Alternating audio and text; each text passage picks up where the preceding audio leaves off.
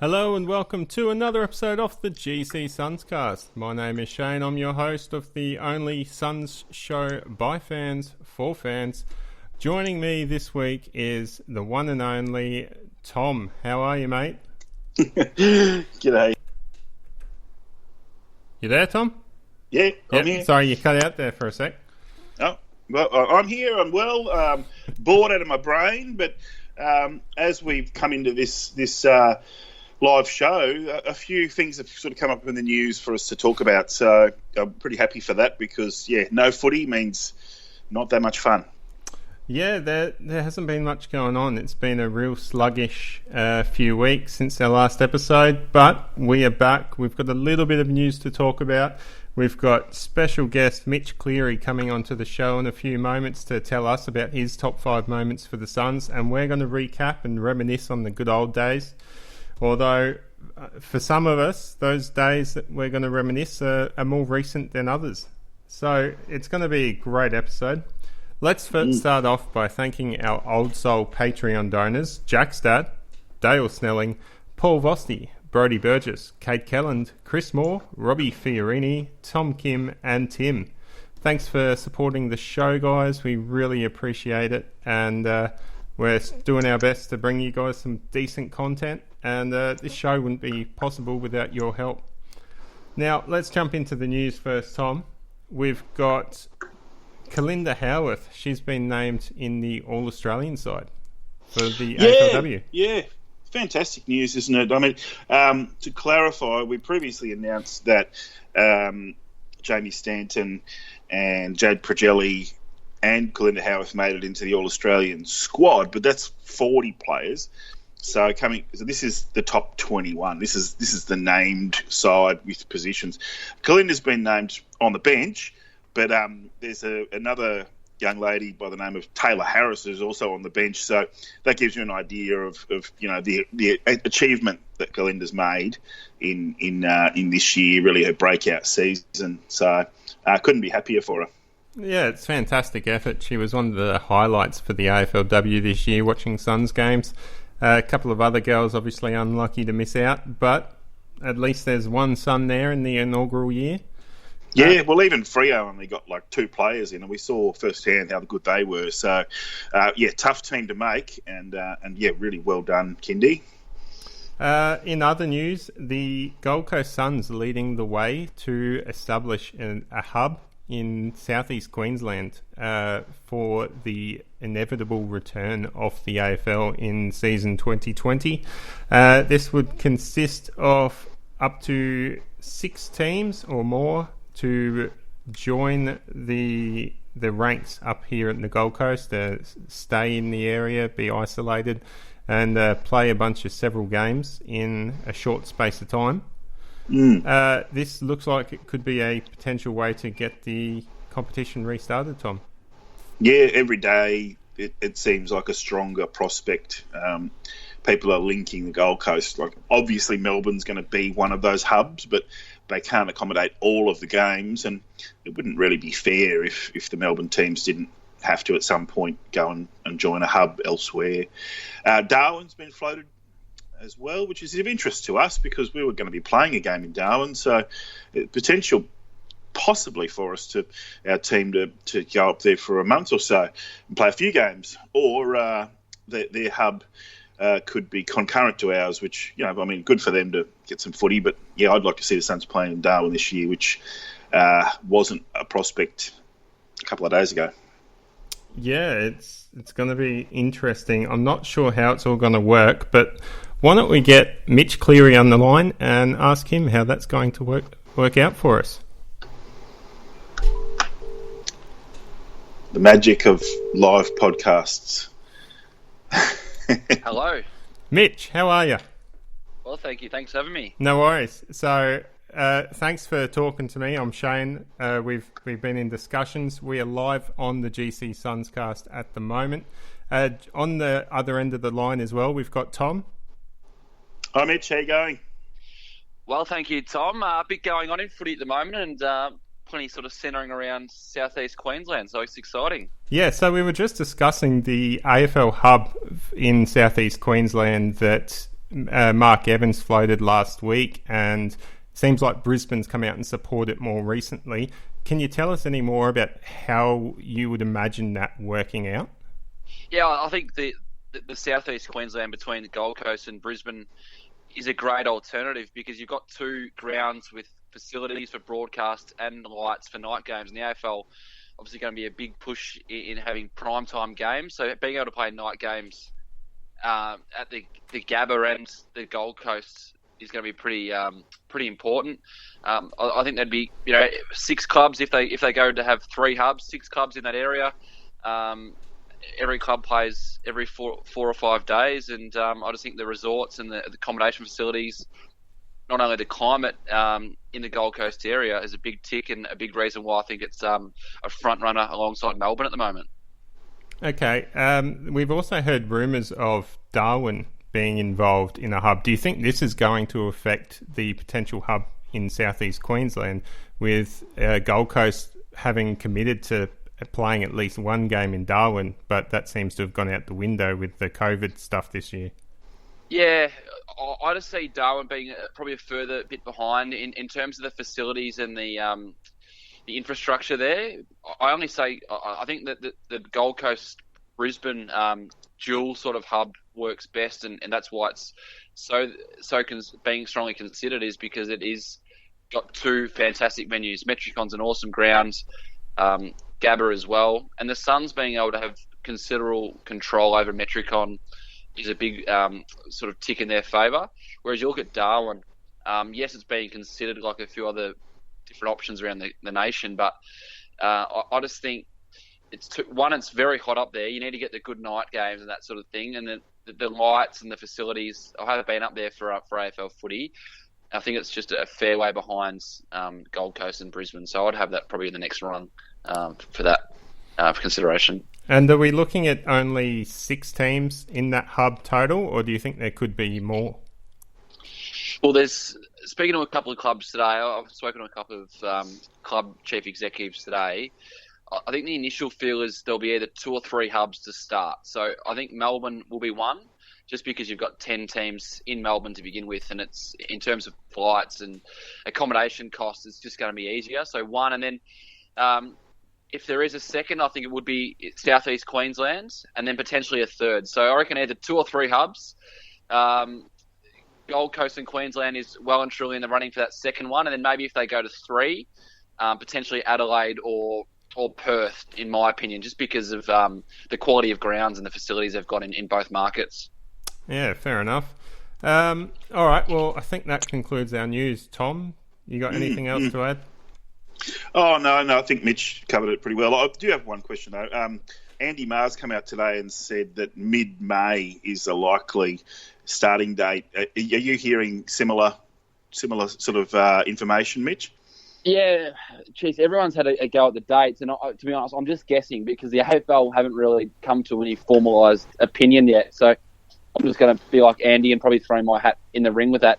So we're going to know May 11 as to what the plan forward is, and then from there, I reckon we'll get a date when they can start training. The other thing to consider is, as part of these hubs, there is some feeling that clubs may go straight into the hub environments to start training. So using the Suns as an example, they may not actually congregate in Gold Coast. Their first, let's say it is Melbourne as the only hub, which I think is unlikely, but these hub scenarios, teams interstate that have to move for a hub may start training as a group when they're first in that hub environment. So let's hope, for Gold Coast's sakes, boys, that that Gold Coast is one of the hubs and everyone can get back there and they can be all in one environment. But let's say Adelaide Crows, as an example, if they're asked to move to the Gold Coast Queensland hub, they may not actually come together in Adelaide. They may come together for the first time in Gold Coast. So there's quite a few new things to jump through. I still think that end of June, start of July date is best case scenario for what we're looking at for a return to games. Yeah. So I said mid-May, but I meant mid-June. As you say, that magic date, May 11th, is when we'll know for sure. Yeah, and I think it's exciting, pretty cool. I think we're speaking here Tuesday evening, early this afternoon. the players have had a hook up, and there's been a few sort of concerns raised from the players about being in the hubs for such a long period. It's going to be interesting to see where that falls, because players with young families, and if you can't have, large gatherings at your home, leaving your partner with young kids might be a drama. So I'm going to be fascinating to see how many players maybe potentially opt out of not going to the hubs, because there may be one or two across the comp. Well, in the AFLW with those lockouts, we did see there was a little bit of kind of bending of the rules where potentially players were playing their first games and the clubs were sort of like, all right, well, your family's going to have to come, and I think that might have even happened in round one with the AFL men's. So you'd kind of imagine that taking family members along for the duration. I mean, we're talking about 4 or 5 weeks, aren't we? There's got to be some common sense there, and I'm not suggesting there'll be crowds of 500 or anything like that, but you'd imagine it's not going to be skeleton. They're going to have some sort of moral support, because they're young kids, 18, 19 years of age. You've got to expect that they can't just be isolated completely for that length of time. Yeah, and the other thing to consider going the other way, I guess, is the cost of all this, because not only do you have to accommodate all the people that come along with the players, but it's going to be expensive to test everyone. I don't see a scenario where you can have a quarantine hub and not be able to test everyone who goes in there. So that's just another layer to it all. They've got to be fed. They've got to, there's so many little elements that go into it. But I think one thing is for sure, we're going to be starting AFL games in some sort of hub system, and fingers crossed it is on the Gold Coast, because there's not many better places in the world right now with the climate in the middle of a winter football season than what Gold Coast has to offer. I was listening to your podcast with Cal Toomey and Riley Beveridge today, AFL Exchange, and you guys posed the question as to whether you guys would be willing to move to a hub for work. Obviously, your work is a bit different, but could we actually see reporters such as yourself move up to one of these hubs if that's where all the football's being played? Tell you what, if that's a consideration, I'll be putting my hand as far in the air as I could to get the Gold Coast Brisbane one. Just having spent some time up there, in June or July, it's pretty awesome compared to what Melbourne has to offer. I think we said on that podcast, and that's true. I think I would be happy to do it as long as everyone is tested, because safety and health is paramount. We are in the lowest risk sort of bracket. We're all guys in our 20s and early 30s, but let's see. I'd love the chance, but there's also the other scenarios.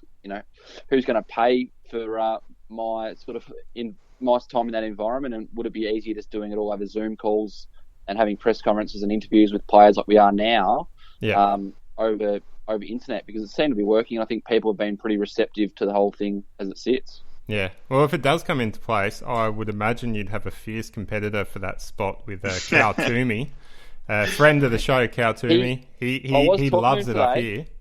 He did tell me that he's been on the show a couple of times and loves the SUNScast, and I know he spent some time up there last year, getting to know a bit more of the inner workings, and he had a great time getting to know the chef and having inside access to all the meetings. So he's a big fan of the Gold Coast SUNScast. I know he spent quite a bit of time with some of the draftees that have gone in the early rounds in recent years. Well, we'll be hoping to have Cal on the show soon as well to help fill some of the void while we've got no football.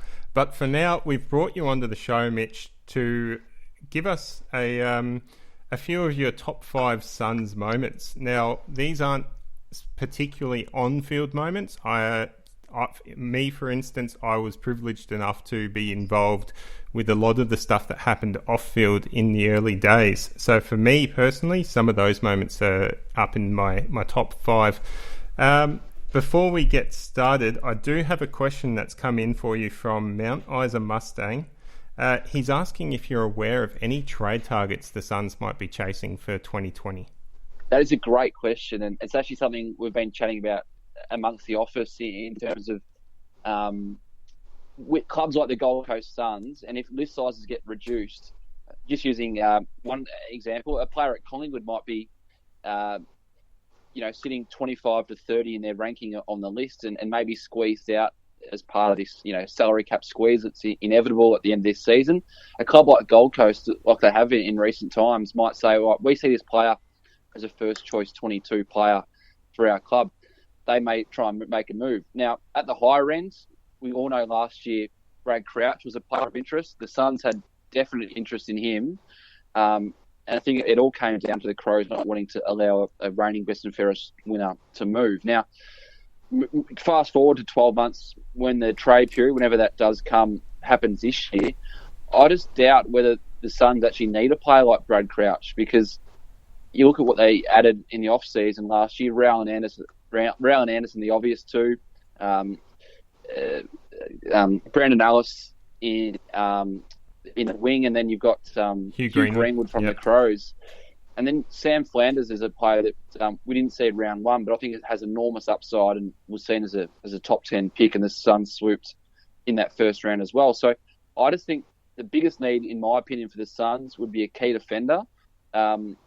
Love Rory Thompson, and I know he's got a long-term contract to come. Jack Homsch is serviceable, but I just think that need to allow a player like Jack Lukosius, if he is going to be a half-back, to not have to play on the monsters, and to allow a player like him to be this distributor of half-back. So that would be my biggest need, because I think they're pretty well sorted in the key post in attack, Ben King and Peter Wright. Fingers crossed Peter can get it together. I just think that's my biggest area of concern at the Suns, is that key defensive post. Yeah, 100% agree with you there. Mustang goes on to ask whether you know what you could tell us about the Ben King offer that he received from St Kilda last year, but ended up signing with the Gold Coast. Do you have any idea roughly how much those figures were? I don't have figures, to be honest. All I know is that looking at the Bradley Hill trade, so when St Kilda acquired him from Fremantle, the Saints didn't want to part with a future first-round pick, which is that 2020 first-round pick for this year, because they'd sort of had it pigeonholed for Ben King. He re-signed. Fantastic story for the club, and I think, and as Mark Evans has said, and as Stewie Dew has said before, I think it was a catalyst for bringing this group together, a big figurehead like Ben King to be the future of the club. I'm not sure how far along the line the Saints did come with a monetary offer. I think it was more they were waiting to see what it would look like at the end of 2020. But luckily for the Suns' case, he put that to bed himself, and now is locked away for the next 3 seasons. Well, yeah, great news for Ben King, and it was huge news for Suns fans hearing that come through. All right, now let's jump into our top 5 Suns moments, and let's start with... Challenge accepted. Can I ask, before we get into this? Yeah, sure. Is this all positive? Or I've actually got a story that I can share. The day I was flown to the Gold Coast to cover the day Carmichael Hunt got caught with his illicit substances. But I'm happy to do all positive, because I do have a few up my sleeve. No, bring it on, because most memorable doesn't necessarily have to mean that it had a great outcome for the Suns. It could be something like that. I've got a couple of borderline things that are sort of had a bad outcome, but they were very memorable at the time. So go for it. Yeah. All right. So I'll start.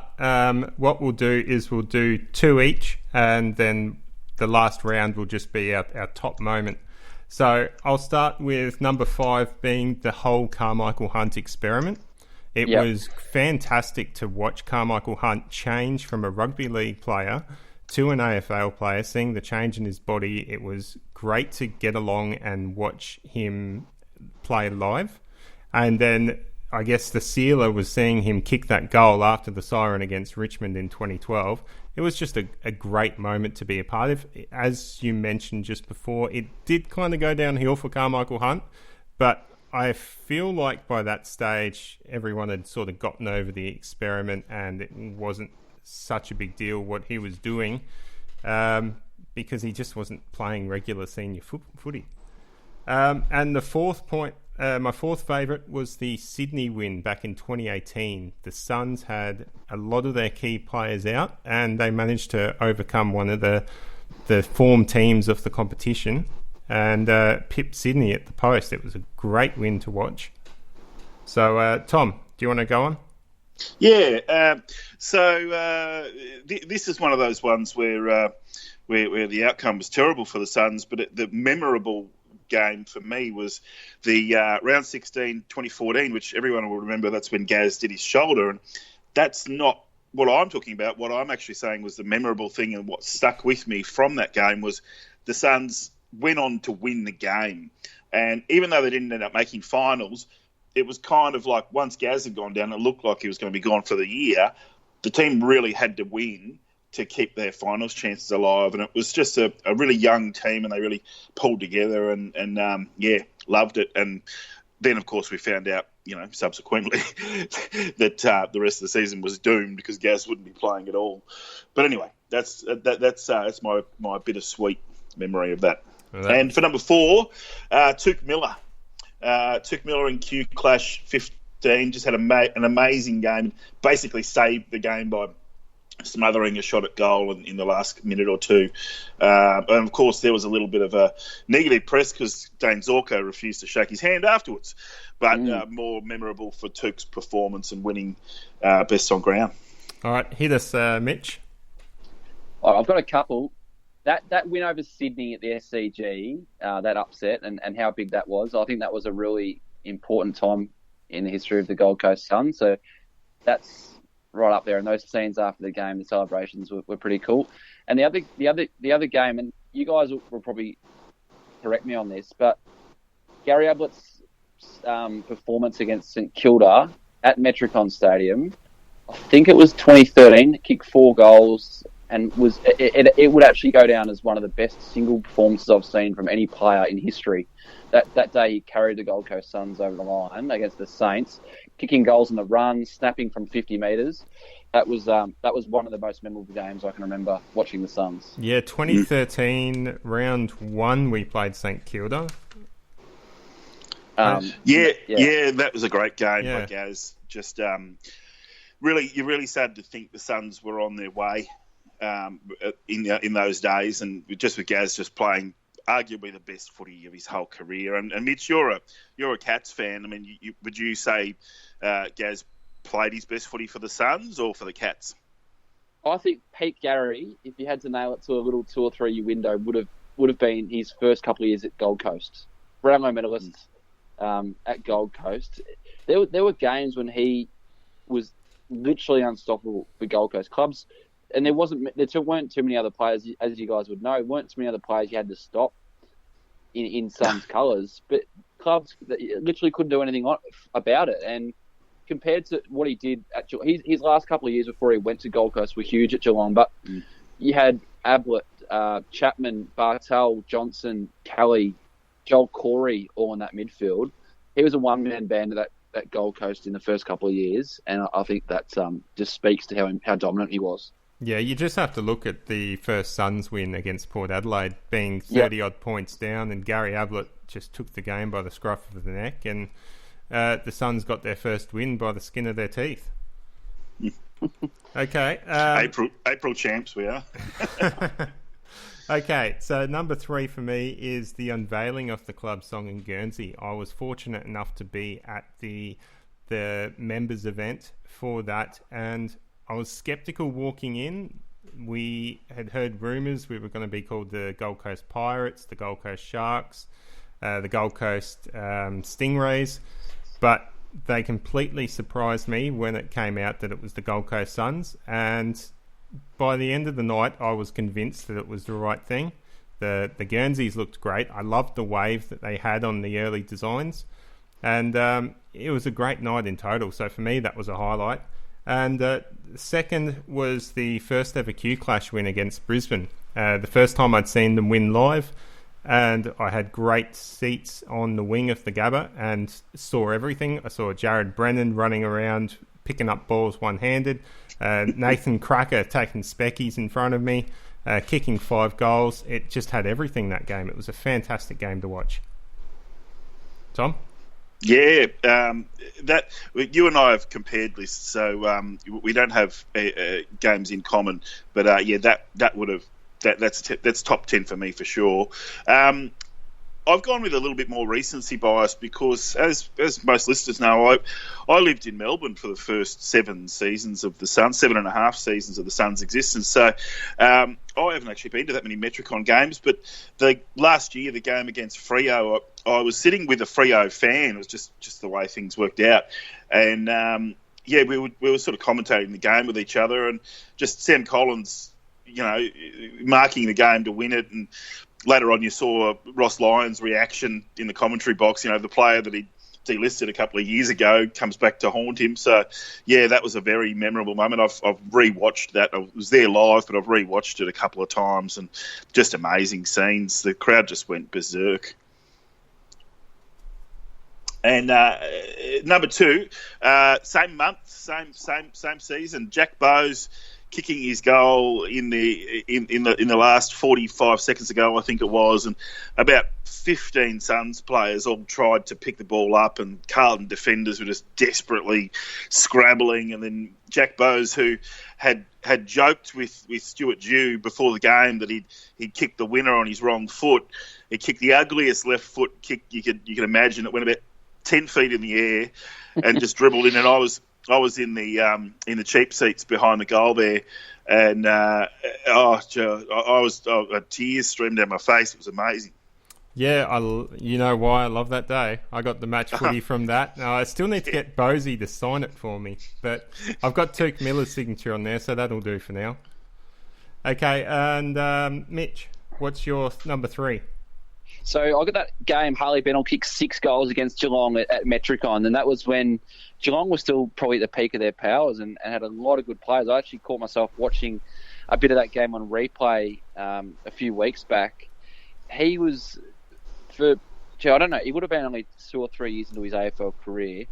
Number 2 pick, that's when Harley Bennell announced himself to the competition. It was a Saturday night game. I still remember watching it at the time, and people thought Geelong were going to go up to Gold Coast and waltz it in, but Harley had other ideas, and 6 goals, 20 touches. That was up there in terms of individual performances I've seen in Suns colours. Yeah, that was a really special moment, and it's a real shame about what's happened to Harley Bennell since then. He just hasn't been able to get it right with his body and all the off-field stuff. Is he still travelling all right down at Melbourne? Yeah, so a couple of reports in recent weeks that he's ramping up his running. We've all heard that before when it comes to Harley, but he seems to be enjoying it. The Melbourne Footy Club have thrown their arms around him. I just hope for his sake that he can get back on the park, because it seems things just don't fall his way when he's not training well or he's not being able to perform at his best. So Hopefully for him, he's got a young child now, Harley. So hopefully that can deliver him to become a bit more of a well-rounded person. Yeah, well, hopefully we see some more of his talent in the future. Okay, and number 2, Mitch. Yeah, again, probably I hate to be too negative on the Sunscast podcast, but Guy McKenna's sacking, I can still remember where I was that night, and just the John Witherow press conference. It all came after that season when it just unravelled for the Suns. It felt like, sort of reporting on it at the time, that the senior players became really involved and quite vocal in the whole situation. And the first sacking of a coach sackings, to be honest, are always big stories. But this one, just the cameras outside, and just remember at the time how big that was in the landscape of the AFL. Yeah, it was a really strange moment. It's caught me by surprise. Do you feel like now it's, with the hindsight, it was the right move? It's a great question.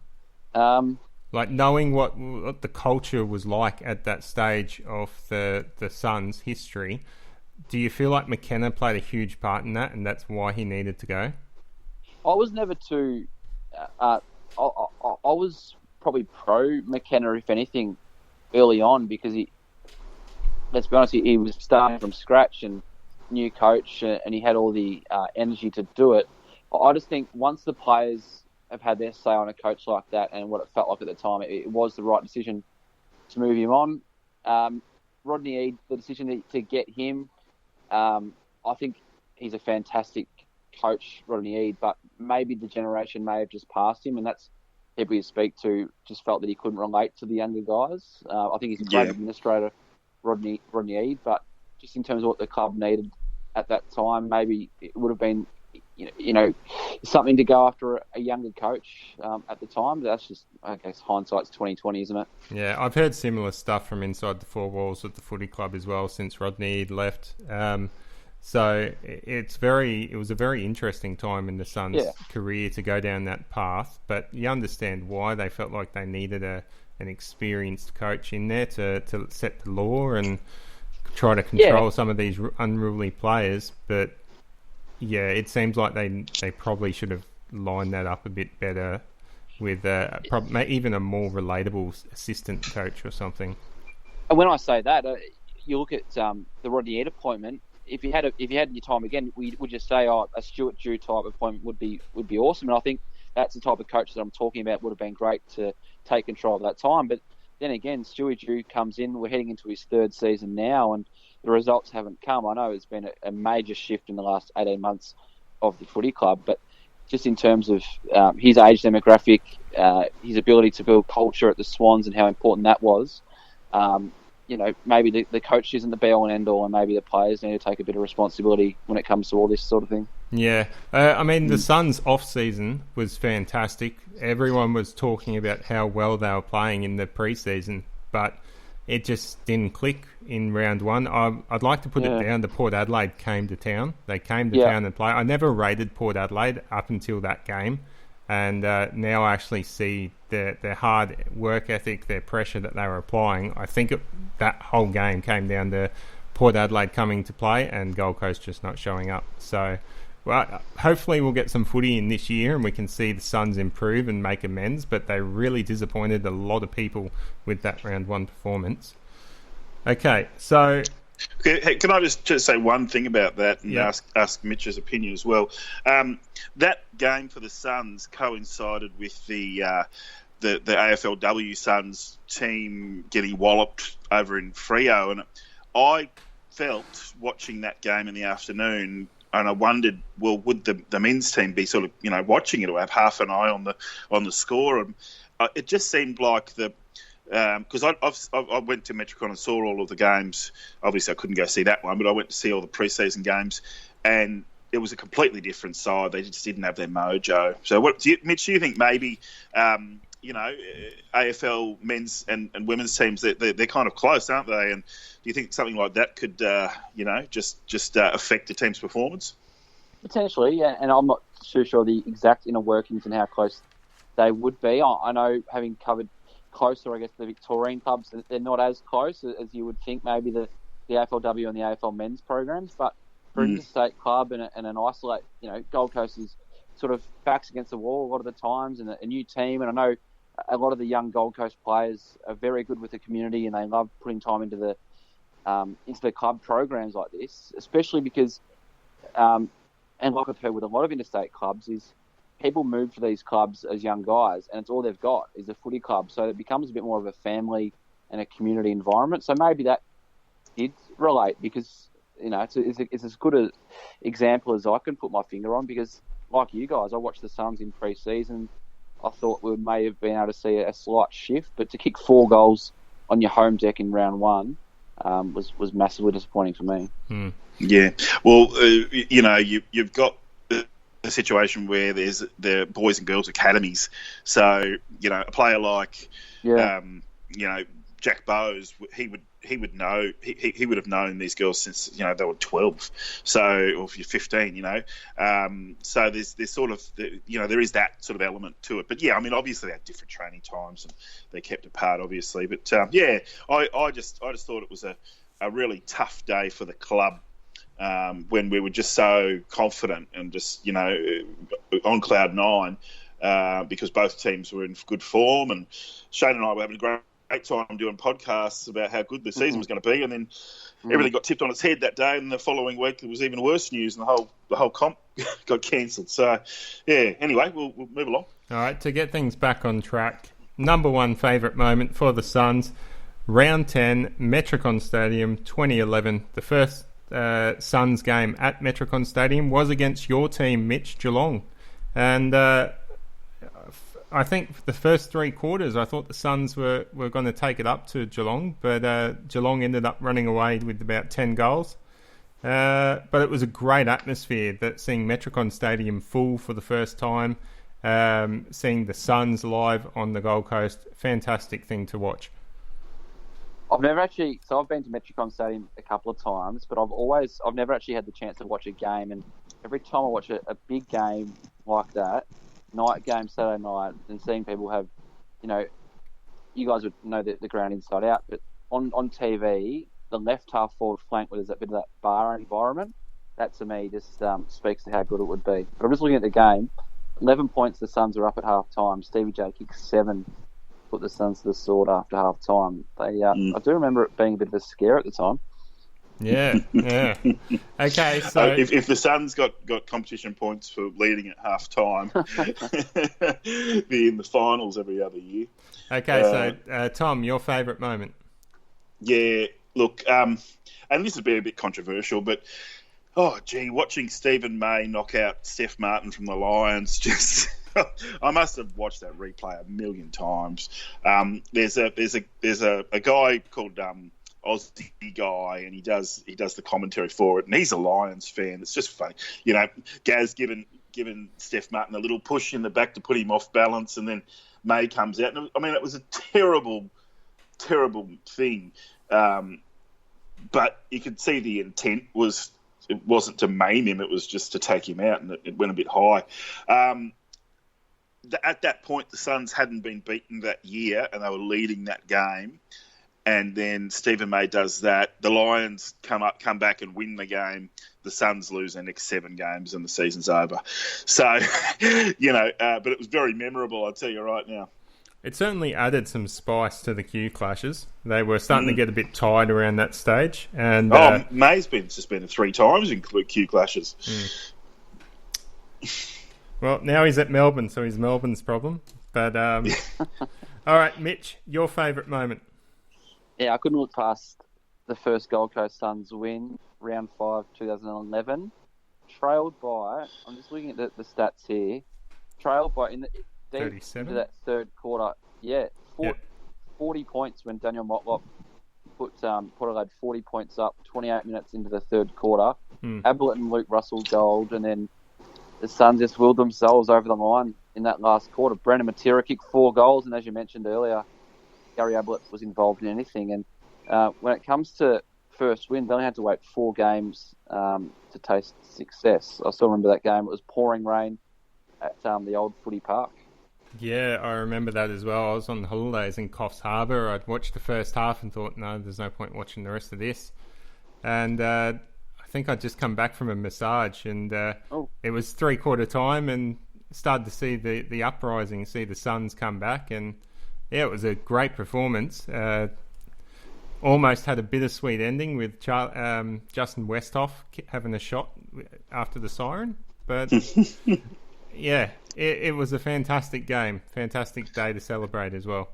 It's memorable for me for different reasons. It was the 5-day long weekend, if you recall. It was this time of year. It was Anzac Day and Easter came up against each other, and so we got a 5-day long weekend.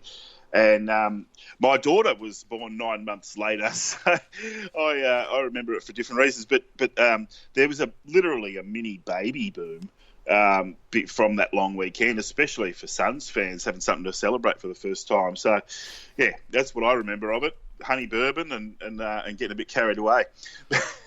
Anyway, moving along. You always bring it down to that, don't you, Tom?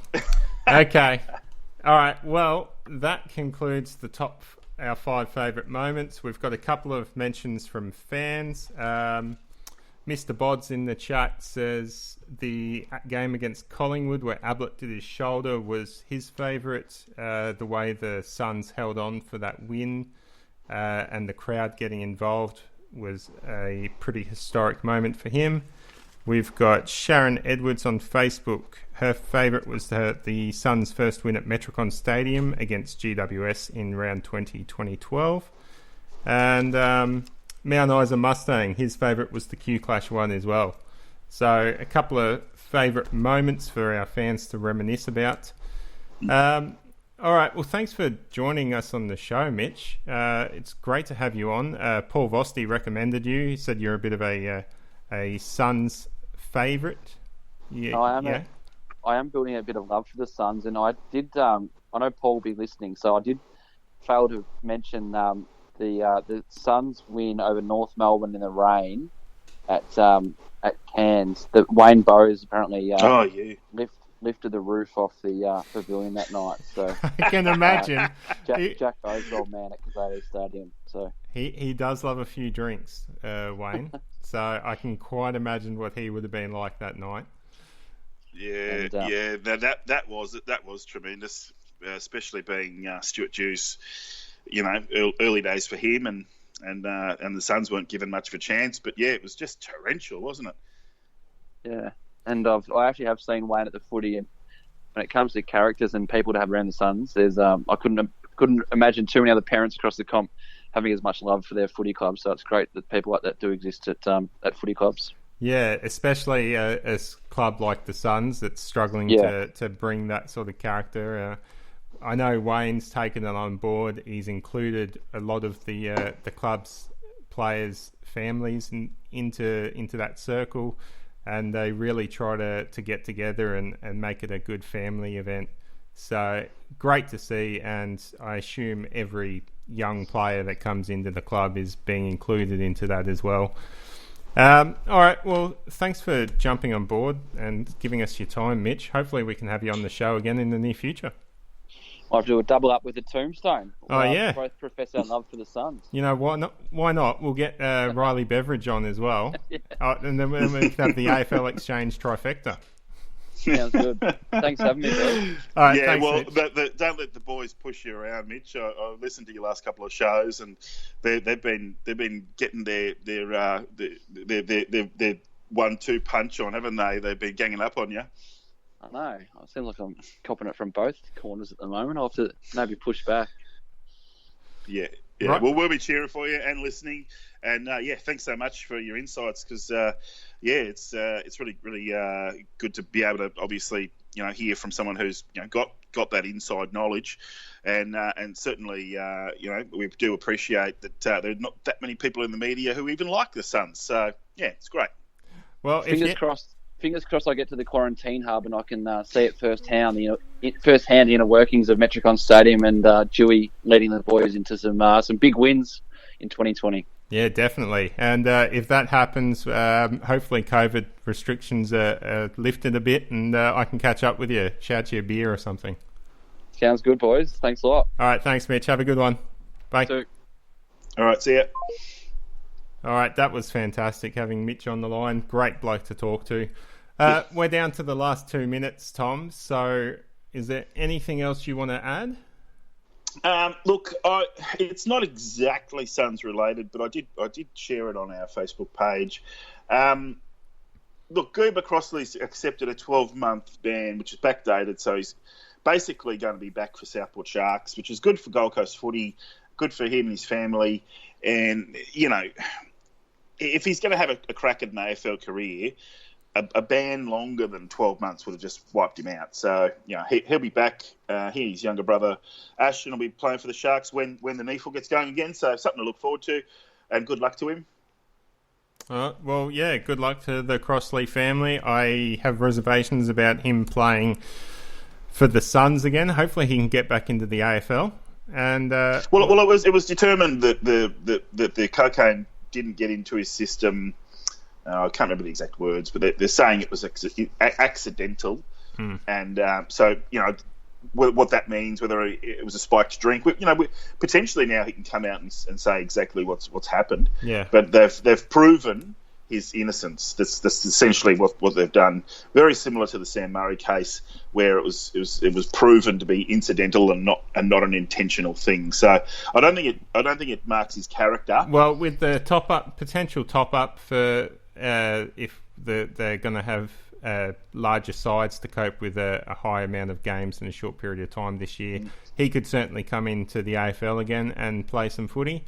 Otherwise, we'll see where his path takes him. That's it for us tonight, Tom. Thanks for listening to the GCSUNScast. Go Suns! Go Suns!